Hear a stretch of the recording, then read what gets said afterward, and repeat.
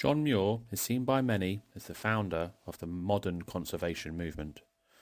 Born in Dunbar in Scotland in 1838, he became fascinated with nature, and after emigrating to Milwaukee in the States in 1849 with his family, he continued to develop his love for all things nature and began to recognise that all in nature and life were connected.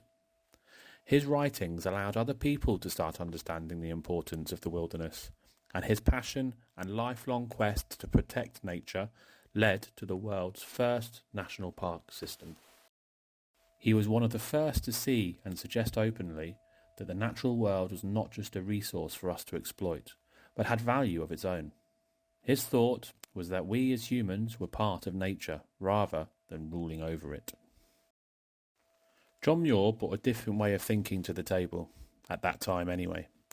He believed that visiting wild places helped us to grow as people, and visiting these places was also important for our mind and not just our body. He was one of the first to see and suggest openly that the natural world was not just a resource for us to exploit, but had value of its own. And of course, with his passion for protection, he was an active campaigner to protect these wild spaces from inappropriate development. Now, let's talk about the John Muir Award. The John Muir Award is set up in a way that continues his thought process and encouraged his beliefs that we just spoke about.